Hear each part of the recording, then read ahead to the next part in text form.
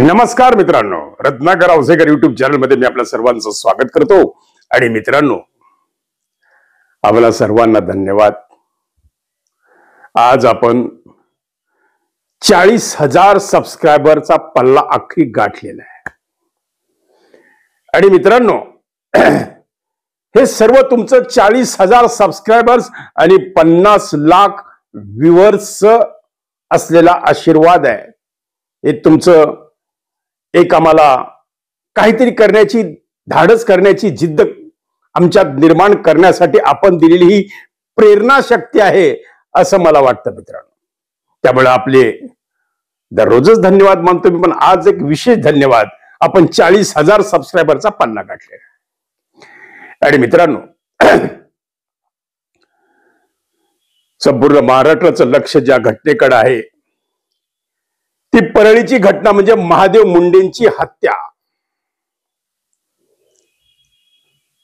अनेक लोक मित्र फोन करतात, विचारतात, का हो दादा, तुम्हाला इतर विषय भरपूर आहेत? हो आहेत ना। हनी ट्रॅपचा विषय, मनी ट्रॅपचा विषय आहे। 72 अधिकारी आणि मंत्री त्यात अडकलेले आहेत। 5 स्टार मध्ये 9-9, 10-10 करोडचे कॅमेरे बसवलेले आहेत की ज्यामध्ये हनी ट्रॅप करून मंत्र्यांना ब्लॅकमेल करून 40-40, 50-50 लाखाच्या खंडण्या वसूल करण्याचं काम सुद्धा याच महाराष्ट्रात चालू आहे मित्रांनो। आणि आमचे युट्यूबर मित्र मान्य अनिल थत्ते साहेबांनी तर एक गौप्यस्फोटच केला की राजसाहेब ठाकरेंनी हा स्फोट केलेला आहे नाशिकमध्ये काही पत्रकारांच्या साक्षीनं, की 72 अधिकारी आणि मंत्री जवळपास या हनी ट्रॅपच्या प्रकरणात सापडले गेलेले, अडकलेले आहेत। त्यांच्याकडे लाखोची खंडणी काही लोकांनी दिलेली आहे, काही देण्याच्या मानसिकतेत आहेत, कारण इथं इज्जतीचा प्रश्न निर्माण झालेला आहे मित्रांनो। अति तिथं माती आहे, हा भ्रष्टाचाराचा काळा पैसा। अहो, या अधिकाऱ्यांना, ह्या मंत्र्यांना कसा झोपू देईल?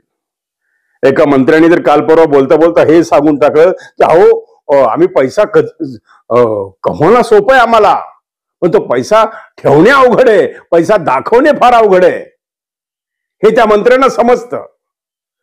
मग तो काळा बाजारातला आलेला हा अमाप पैसा, टक्केवारीतून आलेला अमाप पैसा, ह्या सगळा पैसा या हनी ट्रॅपच्या माध्यमातून काही महिला सक्रिय आहेत। त्यामुळे आता माझ्या सर्व लोकप्रतिनिधीला, समाजसेवकांना, प्रतिष्ठित व्यक्तींना एक सांगणं आहे की उठल्यापासून तुमच्या पाठीशी कॅमेरा लागलेला आहे, लक्षात ठेवा। तुम्ही उठल्यापासून रात्री आराम करायच्या रूम मध्ये जाईपर्यंत अहो तुमच्या बेडरूम मध्ये सुद्धा कॅमेरा घुसलेला आहे। संजय शिरसाटाचंच उदाहरण आपण बघितलेलं आहे की त्यांच्या बेडरूम मध्ये तो कुत्रा फिरतो आणि त्याच्या बाजूला बॅग ठेवलेली नोटांनी बनलेलं भरलेली। शेवटी उपमुख्यमंत्री एकनाथ शिंदे साहेबांना मंत्र्यांना तंबी द्यावी लागली की मंत्र्यांनी जरा गांभीर्याने वागावं। चड्डी बनियन गँगचा बराच गदारोळ ह्या विधानसभेत झाला, एकमेकांच्या चड्ड्या बनियन काढण्यापर्यंत हे प्रकरण गेलं। आणि काल तर जितेंद्र आव्हाडांचे कार्यकर्ते आणि पडळकरांचे कार्यकर्ते एकमेकाला असे भिडले जसे काही रस्त्यावरचे गुंड आहेत। मकोकातले आरोपी विधानसभेत पोहोचतात मित्रांनो। महाराष्ट्राच्या दृष्टीनं कालची जी घटना आहे, विधानसभेच्या लॉबीमध्ये झालेली हाणामारी, ही जे प्रकरण आहे हे अत्यंत महाराष्ट्राला काळीमा फासणार आहे। त्याचा निषेध सर्वसामान्य महाराष्ट्राचा जनता करते मित्रांनो। की तुम्ही जर लोकप्रतिनिधी जर या स्तराला जाऊन, ज्यांना आम्ही विकास पुरुष म्हणून, ज्यांचे डिजिटस आणि होर्डिंग सर्व चौकानी लागलेले असतात, अशा लोकांनी तिथे जाऊन राडा करावा, हे महाराष्ट्राच्या संस्कृतीला शोभणारं नाहीये। म्हणून मी जे बोलतो की हनी ट्रॅप, मनी ट्रॅप या विषयावर आपल्याला बरंच काही बोलायचं आहे। अनेकांची नावं सुद्धा आपल्यापर्यंत आलेली आहेत, अनेक कहाण्या आपल्यापर्यंत पोहोचलेल्या आहेत। पण विषय मित्रांनो, मला जे कालचं जे प्रकरण आहे त्या विषयाला थोडं गांभीर्याने घेण्यासाठी मला आज पुन्हा त्या विषयावर बोलावं वाटतंय की महादेव मुंडेंची हत्या। आता हे काल ज्ञानेश्वरी मुंडेंनी हॉस्पिटलमधून सांगितलेलं आहे की ज्यांनी विषप्राशन केलं की पोलिसांच्या नाकर्तेपणावर बोट ठेवलं, फक्त मला आश्वासनं दिली जातात पण तपास योग्य दिशेनं होत नाही, ही खंत ज्ञानेश्वरी ताईंची आहे, महादेव मुंडेंच्या पत्नीची. अनेक राजकारणी लोक येतात, बोलतात आणि निघून जातात. सुरेश धस साहेब पुन्हा आक्रमक झालेत, त्याबद्दल त्यांचं अभिनंदनच केलं पाहिजे की धस साहेब तुम्हाला कधी कधी जाग येते, त्यावेळेस तुम्ही चांगले स्फोट करून जाता, त्याबद्दल मीडियाला सुद्धा चांगला खुराक मिळतो. सुरेश धस पुन्हा सरकलेले धनंजय मुंडेवर, पुन्हा त्यांनी आरोप केलेले आहेत, ज्ञानेश्वरी मुंडेंनी आरोप केलेले आहेत, महादेव मुंडेंच्या पत्नीने सुद्धा आरोप केले की धनंजय मुंडेंच्या बंगल्याहून फोन गेला, याची चौकशी झाली पाहिजे. त्यांनी तर हे सांगितलं की त्यावेळेस म्हणजे 19 महिन्यापूर्वी किंवा 20 महिन्यापूर्वी तिथला धनंजय मुंडेंच्या बंगल्याचा कारभार महाराष्ट्राला परिचित झालेला हा वाल्मिक कराड हा चालवत होता. आणि हा वाल्मिक कराडनंच फोन केला की तपास करू नका, असं महादेव मुंडेंच्या पत्नी ज्ञानेश्वरी मुंडेंनी काल जाहीरपणे हॉस्पिटलमधून आपलं निवेदन दिलेलं आहे. मित्रांनो, त्यांनी डायरेक्ट थेट नाव घेतलेलं धनंजय मुंडेंचं. आता धनंजय मुंडे पुन्हा एकातून बाहेर येत आहेत तर पुन्हा याच्या प्रकारात अडकतील का काय, अशी शंका आता निर्माण झाली की हा वाल्मिक कराड अजून किती किती प्रकारात अडकवणार आहे धनंजय मुंडेंना. धनंजय मुंडेची गली की हड्डी बनलेला हा वाल्मिक कराड आणि त्याचे आता लागत असलेली डिजिटल, हा चिंतेचा विषय बीड जिल्ह्यात. खरंच चिंता करण्यासारखा विषय आहे. पुन्हा त्याचं उदात्तीकरण चालू आहे. धनंजय मुंडेंच्या फोटोला तुम्ही दुग्धाभिषेक करून दुधो फलो फुदो फल फुलो फलो, सब चिट्टा कुट्टा खोलो. धनंजय मुंडेंनी जाहीरपणे सांगितलं होतं कार्यकर्त्यांना की कोणीही डिजिटल लावायचे नाही, कोणी हारतुरे घालायचे नाही, कोणी कोणता मोठा समारंभ करायचा नाही, कारण धनंजय मुंडेंचं सध्या राजकीय खच्चीकरण ह्या वाल्मिक कराडमुळे झालेलं आहे, याची कुठेतरी जाणीव स्वतः धनंजय मुंडेंना झालेली. मित्र, आणि ज्या दिवशी संतोष देशमुखच्या हत्येचे फोटो बाहेर आले, ज्या दिवशी डिजिटल एव्हिडन्स बाहेर आले, महाराष्ट्रात एकच हंगामा झाला. मुख्यमंत्र्यांची खुर्ची सुद्धा हादरलेली. मित्रांनो, आणि त्यांनी धनंजय मुंडेंना सांगितलं की धनुभाऊ आता आपण राजीनामा देऊन टाका.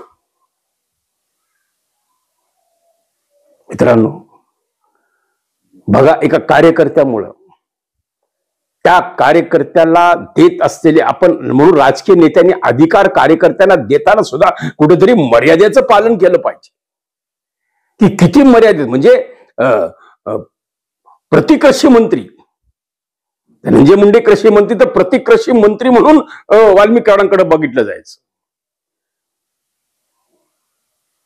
प्रत्येक वेळी त्यांची डमी जे सावलीसारखा वावरणारा हा वाल्मिक कराड, त्याच्या महत्वाकांक्षा एवढ्या वाढल्या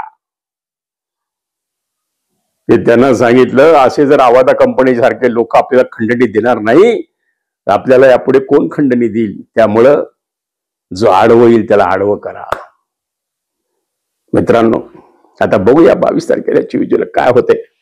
कारण ज्यावेळेस आता हे त्यांनी स्वतः सांगितलं की मला ह्या केसमधून मुक्त करा, माझा मकोकाचे काही संबंध नाही, माझा त्या कुणाशी काही संबंध, असं जरी तू किती जरी सांगत असला तर ऍडव्होकेट उज्ज्वल निकम जे आता खासदार झालेले आहेत त्यांनी किती प्रमाणात हे पुरावे सबळ न्यायालयापुढे सादर केलेत यावर बरंच काही घडणार. अख्ख्या महाराष्ट्राचं लक्ष आता सुनावणीकडे लागलेलं आहे की आता काय होणार. एकातून निघत नाही तर दुसऱ्यात धनंजय मुंडे वाल्मिक कराड अडकणार का, अशी शंका आता निर्माण झाली. कारण काल ज्ञानेश्वरी ताईंनी जाहीरपणे सांगितलेलं आहे, यावेळेस ठीक आहे तुम्ही मला वाचू शकला, पण 1 महिन्याच्या आत जर त्या मारेकऱ्यांना अटक नाही झाली, गुन्हेगार कोठडीत नाही गेले, खरे मारेकरी कोठडीत नाही गेले, तर मी पुन्हा आत्मदहन करणार, मी पुन्हा आत्महत्या करायला तयार होणार, असं जाहीर आवाहन या सरकारला दिलेलं आहे, या मुख्यमंत्र्यांना दिलेलं आहे, या उपमुख्यमंत्र्यांना दिलेलं आहे, पालकमंत्री अजितदादांना दिलेलं आहे. याविषयी रुपालीताई चाकणकर का बोलत नाही? कुठे आहेत ते आता? हे बडे बडे बोलणारे नेते आता कुठे आहेत? रुपालीताई चाकणकर जाऊन भेट तिची का घेत नाहीत त्या ज्ञानेश्वरी मुंडेची? त्या ज्ञानेश्वरी मुंडेंना धनंजय मुंडे भेटले नाहीत, ना पंकजा मुंडे सुद्धा भेटल्या नाहीत. संदीप क्षीरसागराचा वचपा काढायला धनंजय मुंडेंना बीडमध्ये जाऊन पत्रकार परिषद घ्यायची पाळी आली त्या क्लासच्या त्या नराधम शिक्षक भक्षक या प्रकरणात. एक शिक्षकाने कशा पद्धतीने त्या प्राध्यापकानं मुलीची छेडछाड केली, मुलीवर प्रसंग करण्याचा प्रयत्न केला, याच्याविषयी धनंजय मुंडेंनी आवाज उठवला बीडमध्ये जाऊन. तर धनंजय मुंडे साहेब, तुमच्या परळीमधल्या असलेल्या ह्या केसमध्ये तुम्ही जा, ज्ञानेश्वरी मुंडेंना एक प्रकारे सहकार्य करा आणि त्यांना सांगा की होय, मी धनंजय मुंडे तुमच्या पाठीशी आहे, तुम्ही काही काळजी करू नका. फोन जरी बंगल्याहून गेला असला तरी तो कोण केला, कोणी केला, याची पूर्ण चौकशी धनंजय मुंडेंनी करायला पाहिजे. खरं म्हणत तर आम्ही म्हणत नाही की यामध्ये धनंजय मुंडेंचा दोष आहे, कारण हाताखाली अनेक पी असतात, हाताखाली अनेक कर्मचारी असतात, अनेक सहकारी असतात. कदाचित कोणी फोन केला, कोण पोलीस स्टेशनला सांगितलं की महादेव मुंडेंची केस बंद करा, तपास करू नका, हा आदेश कुणाचा गेला, याची चौकशी धनंजय मुंडेंनी करणं ही काळाची गरज आहे. तर धनंजय मुंडे यामध्ये कुठेही इन्व्हॉल्व नाहीत हे सिद्ध होईल. मित्रांनो, त्यांनी भेट घ्यायला पाहिजे. हे परळीतल्याच घटना आहे, तुमच्याच गावातली आहे, बुडाखाली अंधार आहे. त्यामुळं निश्चितच पंकजाताईंनी त्यांच्या घरी जाऊन त्या ज्ञानेश्वरी मुंडेंची भेट घ्यायला पाहिजे. धनंजय मुंडेंनी जायला पाहिजे, तिला आधार दिला पाहिजे की तुम्ही तुमच्या जीवाचं बरं वाईट करून, आणि खरंच जर ही घटना काही घडलं, बरं वाईट झालं, तर याचे परिणाम या महाराष्ट्राच्या सर्व महायुतीच्या सरकारवर होतील. मित्रांनो, हे प्रकरण गांभीर्याने घेतलं पाहिजे. आणि खरंच आता पुन्हा ते प्रकरण कुठे वर्ग केलं हे सगळ्या जगाला माहीत झालेले, आजच पेपरमध्ये आले. तर प्रश्न असा आहे की महादेव मुंडेंचा खून दडपण्याचा प्रयत्न करत होत असतानाच संतोष देशमुखची हत्या झाली. जसं महादेव मुंडेचं प्रकरण दाबलं तसं संतोषचं दाबण्याचा प्रयत्न होत होता. पण मनोज दादा जरांगे यांना धन्यवाद दिले पाहिजेत की त्या एका व्यक्तीमुळे हे संतोष देशमुखचं प्रकरण बाहेर आलंय आणि धनंजय मुंडेंना घरी यावं लागलेलं आहे. मित्रांनो, आणि अजूनही धनंजय मुंडेंचे काही कार्यकर्ते धनंजय मुंडेंना पुन्हा अडचणीत आणत आहेत, कारण पंकजाताई आणि धनंजय मुंडेंच्या मध्ये वाल्मिक कराडाचा फोटो लावून कुठेतरी ह्यांना खाली तंबी दिली पाहिजे की जोपर्यंत निर्दोष सिद्ध होत नाही, आता तो दोषी आहे का नाही हे न्यायदेवता ठरवणार आहे. आणि ह्या न्यायदेवता जे ठरवेल त्यावर आपल्याला विश्वास ठेवावा लागणार आहे, कारण हे आपल्या संविधानाचा एक भाग आहे. न्यायदेवतेचा सन्मान केलाच पाहिजे. मित्रांनो, फक्त प्रश्न असा निर्माण झालेला आहे की काल ज्ञानेश्वरी ताई मुंडेंनी डोळ्यात पाणी आणून हे सांगितलेलं आहे की माझी मुलं म्हणतात, आई, पप्पाच्या खुनाचा बदला आम्ही घेणार, अशी मुलांमध्ये मानसिकता निर्माण व्हायला लागली. ज्ञानेश्वरी ताईंनी सांगितले की उद्या हे महादेव मुंडेंची मुलं एक क्रूर कर्मा बनून यांचा बदला घेण्यासाठी पेटून उठू शकतात आणि काहीही घडू शकतं, ते वाम मार्गाला जाऊ शकतात. ही भीती ज्ञानेश्वरी ताईंना आहे. आणि कुठेतरी ह्या केसचा लवकर निकाल लावून ह्याला लवकर याचा पर्दाफाश करून कोण गुन्हेगार आहेत त्यांना अटक करून याची चौकशी पूर्ण करून गुन्हेगारांना सदापडी पाठवलं तर नक्कीच त्यांच्या मुलांना खात्री पटेल की होय, आपल्या पिताजींच्या खुन्यांना या ठिकाणी न्याय मिळाला आहे. आणि हीच भावना त्यांच्या मनामध्ये निर्माण व्हावी म्हणून ज्ञानेश्वरी ताईंचा आग्रह आहे की लवकरात लवकर गुन्हेगारांना अटक करा. त्यांच्या मुलांच्या मनामध्ये जी एक दुष्कृत्य करण्याची भावना निर्माण व्हायला लागलेली आहे त्याला कुठेतरी आळा घालण्यासाठी हे गुन्हेगार शोधून त्या गुन्हेगारांना कोठडीत टाकणे हेच आता सरकारच्या हातात आहे. 1 महिन्याचा वेळ दिलेला आहे मित्रांनो. बघूया 1 महिन्यामध्ये काय काय होतं. खरंच सरकार गुन्हेगारांना पकडतं, खरंच ज्ञानेश्वरीताईंना न्याय मिळतो, खरंच महादेव मुंडेंचे आरोपी सापडतात, आणि खरंच आमदार धनंजय मुंडेंच्या बंगल्याहून कोण फोन केला याचं गुपित बाहेर येईल. मित्रांनो, आपल्याला काय वाटतं जरूर कमेंट्स मध्ये आपण लिहा आपल्या भावना. हे खरंच ज्ञानेश्वरीताईंचं बरोबर आहे का त्यांनी स्वतःचं बरं वाईट करून घेऊ नये असं आमची सगळं महाराष्ट्रातली जनता त्यांना सांगते की ताई तुम्ही जाण्यानं काही फरक पडणार नाही. कारण हे गेंड्याच्या कातडीचं हे सगळं आपलं जे काही सरकार, जे काही सगळे आपले एकंदर सिस्टीम आहे भ्रष्टाचारानं बरबटलेली, या भ्रष्टाचारानं बरबटलेल्या सिस्टीमला वठणीवर आलेला तुम्हाला रस्त्यावर यावं लागेल आणि कठोरपणे यांना न्याय तोंड द्यावं लागेल, तर ह्या जगामध्ये न्याय मिळेल. म्हणून मित्रांनो जरूर आपल्या कमेंट्स लिहा. जात जाता 1 मिनिटाचं माझं निवेदन करतोय मित्रांनो. रत्नाकर औसेकर भाषण कला व stage courage classes batch number 2चं ऍडमिशन सुरू झालेलं आहे. लवकरच ते बॅच चालू होत आहे. ज्यांना कोणाला भाषण कलेमध्ये इंटरेस्ट आहे, ज्यांना राजकारणात मोठं व्हायचे, ज्यांना समाजकार्यात मोठं व्हायचे, ज्यांना व्यापारात मोठं व्हायचे, ज्यांना स्वतःबद्दल आत्मविश्वास निर्माण करायचा आहे, त्यांनी रत्नाकर औसेकर यांच्या भाषण कला स्टेज करेज क्लासेसला ऍडमिशन घ्या. लवकरच बॅच नंबर 2 चालू होत आहे. पहिली बॅच अत्यंत यशस्वीपणे पार पडत आहे. प्रत्येक बॅचचा मुलगा आमचा हा 15 दिवसात खडखड बोलायला लागतो. त्याच्यामध्ये आत्मविश्वास निर्माण होतो आणि एक भाषणाचं गुपित तुम्हाला कानमंत्र देणारा हा क्लास म्हणजेच रत्नाकर औसेकर यांचा भाषण कला आणि स्टेज करेज क्लास. ज्यांना ऑनलाईन ऍडमिशन घ्यायचे ते ऑनलाईन सुद्धा क्लास जॉईन करून म्हणजे जगातल्या कोणत्याही कानाकोपऱ्यात, महाराष्ट्र असो इतर राज्यात कुठूनही तुम्ही या क्लासला जॉईन होऊ शकता. कोणत्याही शहरातून, कोणत्या ग्रामीण भागात कुठूनही तुम्ही ऑनलाईन क्लास जॉईन करू शकता. त्याच्यासाठी सुद्धा तुम्ही मला फोन करू शकता. मित्रांनो, आपल्याकडे दोन्ही क्लास उपलब्ध आहेत, ऑनलाईन भाषण क्लास आणि ऑफलाईन. डायरेक्ट फिजिकली तुम्ही जर आलात तर दररोज 1 तासाचा क्लास आहे. लातूरला गांधी मार्केटला ते क्लास चालतात. आपण अवश्य ऍडमिशन घ्या, आपलं जीवन घडवा. आपण सुद्धा एक यशस्वी नेता, आपण सुद्धा यशस्वी कार्यकर्ता, आपण सुद्धा एक यशस्वी समाज कार्यकर्ता आणि एक आदर्श नागरिक बनू शकता. याच्यासाठी गरज आहे. मी पुन्हा म्हणतो, जो बोलतो त्याची माती विकते, जो नाही बोलत त्याचं सोनं सुद्धा विकत नाही. त्यामुळे जो वाचेल, जो बोलेल तो टिकेल. मित्रांनो, तर मग चला उद्या पुन्हा नवीन सकाळच्या भोंग्यामध्ये नवीन विषय घेऊन मी तुमच्या समोर येणार आहे. कारण सध्या जे महाराष्ट्रात हनी ट्रॅप, मनी ट्रॅप गाजतंय याविषयी आपण नक्कीच उद्याच्या सकाळच्या भोंग्यामध्ये चर्चा करू. तोपर्यंत काळजी घ्या. धन्यवाद.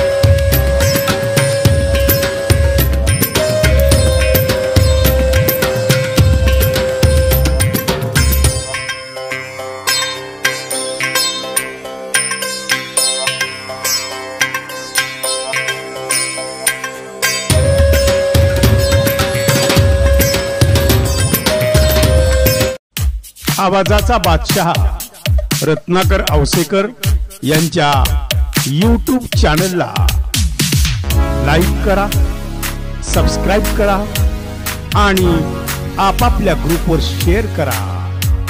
चला आपल्या मोबाईलवर सर्वप्रथम आमचा कार्यक्रम मिळवण्यासाठी सहकार्य करा. Ratnakar Ausekar YouTube channel.